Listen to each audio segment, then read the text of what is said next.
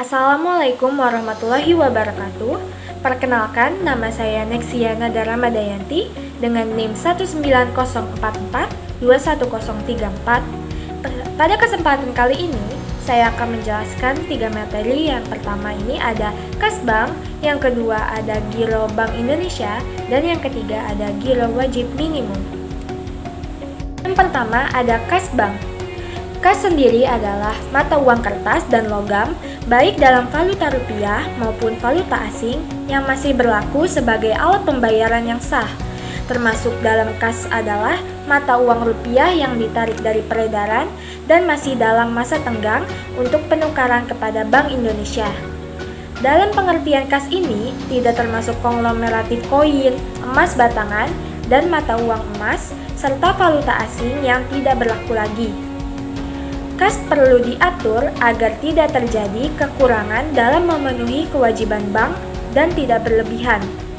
Dalam aktivitas bank, uang kas dibagi menjadi 3 jenis, yaitu kas besar, kas kecil, dan kas ATM. Masing-masing uang kas tersebut dikelola oleh petugas yang berbeda.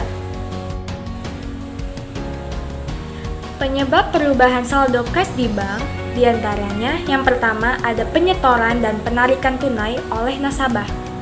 Untuk transaksi ini, nasabah bisa melakukan penyetoran, pengambilan tabungan, penguangan cek, penerimaan dan permohonan kiriman uang, penerimaan pembukuan, dan sebagainya.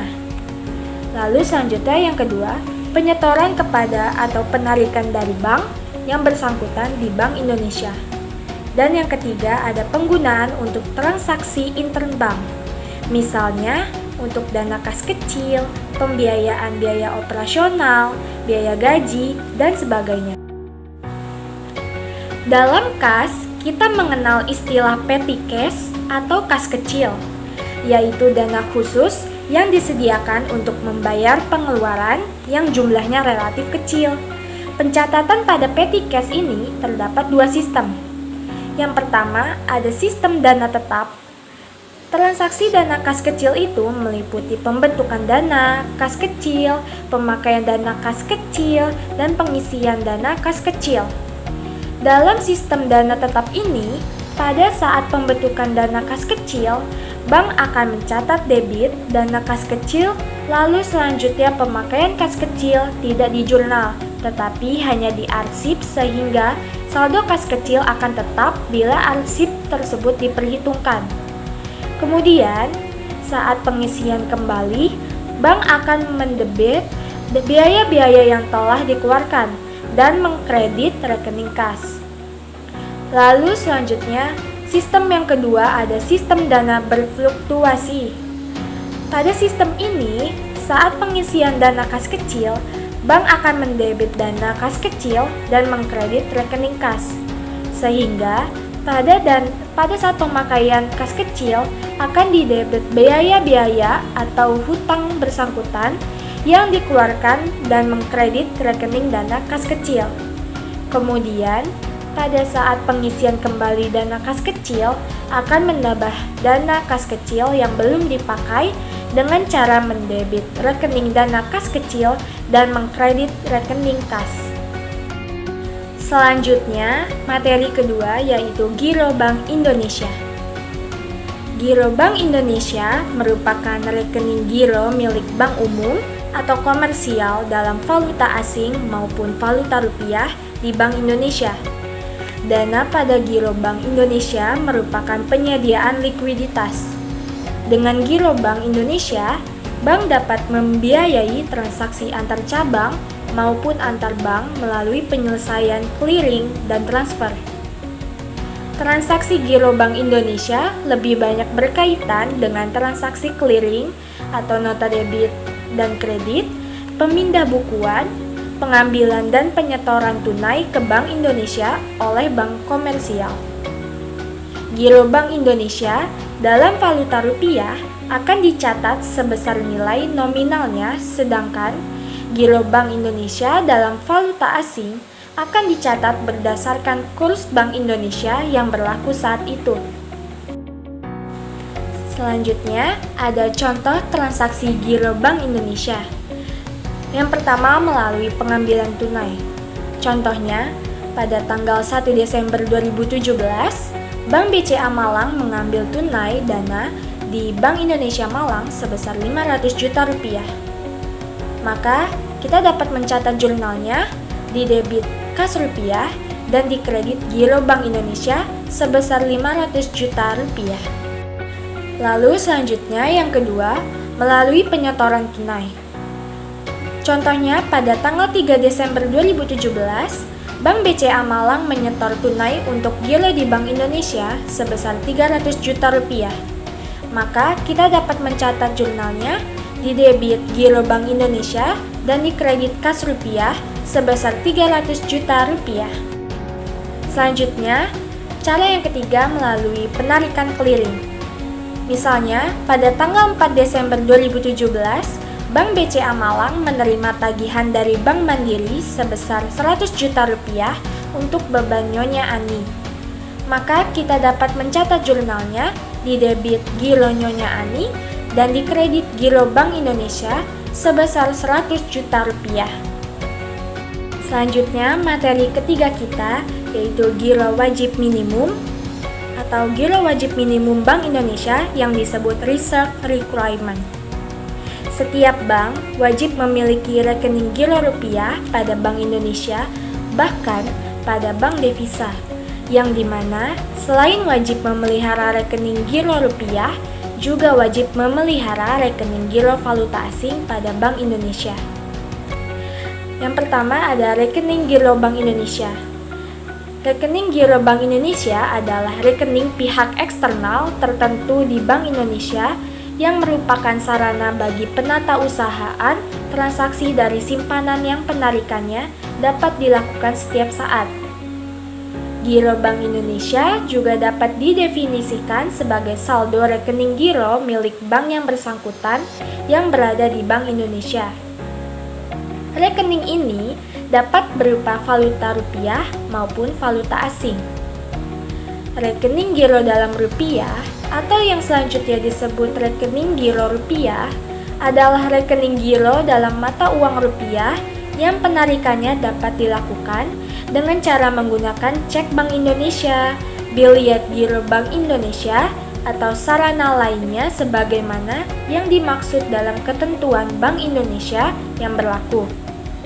Sedangkan rekening giro dalam valuta asing atau yang selanjutnya disebut rekening giro falas adalah rekening giro dalam valuta asing yang penarikannya dapat dilakukan dengan cara pemindah bukuan atau sarana lain sebagaimana dimaksud dalam ketentuan Bank Indonesia yang berlaku tentang hubungan rekening giro Bank Indonesia dengan pihak eksternal. Lalu selanjutnya pengertian giro wajib minimum. Giro wajib minimum adalah simpanan minimum yang harus dipelihara oleh bank dalam bentuk saldo rekening giro pada Bank Indonesia yang besarnya ditetapkan oleh Bank Indonesia sebesar persentase tertentu dari dana pihak ketiga. Dana pihak ketiga bank untuk selanjutnya yang disebut DPK adalah kewajiban bank kepada penduduk dan bukan penduduk dalam valuta rupiah dan valuta asing. Kriteria pemenuhan giro wajib minimum ini ditetapkan 5% dari dana pihak ketiga dalam rupiah yang wajib dipenuhi oleh bank tanpa memperhatikan dana pihak ketiga yang dimilikinya. Lalu selanjutnya ada persentase giro wajib minimum bank dalam rupiah atau falas didasarkan pada DPK bank.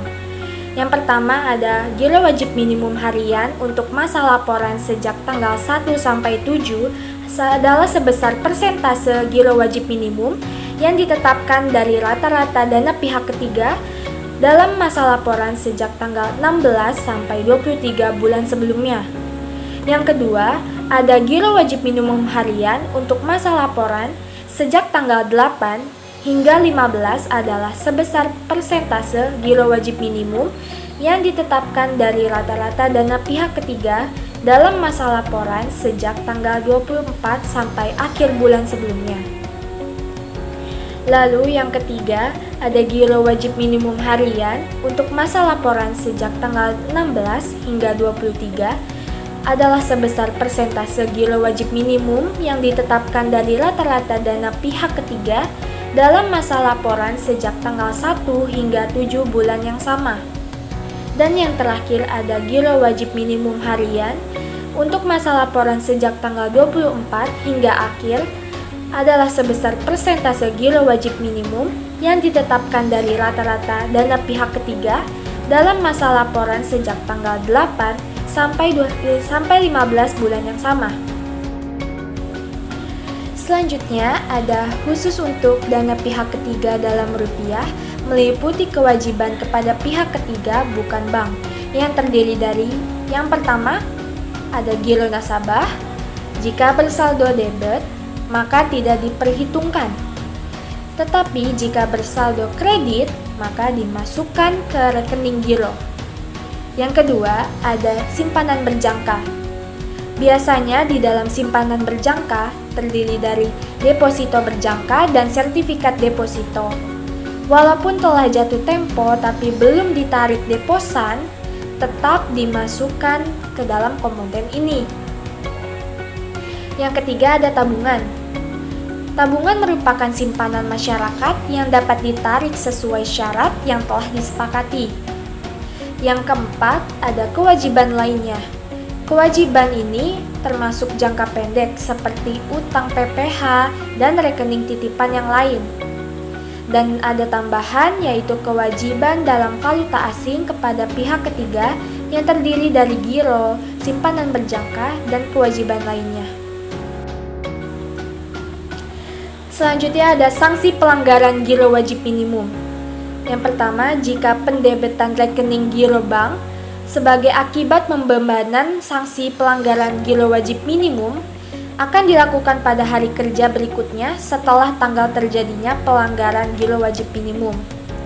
Yang kedua, dalam hal tanggal untuk pendebetan rekening giro bank jatuh pada hari libur nasional, maka pendebetan saldo rekening giro bank dilakukan oleh Bank Indonesia pada hari kerja berikutnya. Dan yang terakhir, dalam hal terjadi kekurangan atau kelebihan pada pendebetan yang terkait dengan pengenaan sanksi pelanggaran giro wajib minimum oleh Bank Indonesia dapat langsung mendebet atau mengkredit giro bank yang bersangkutan.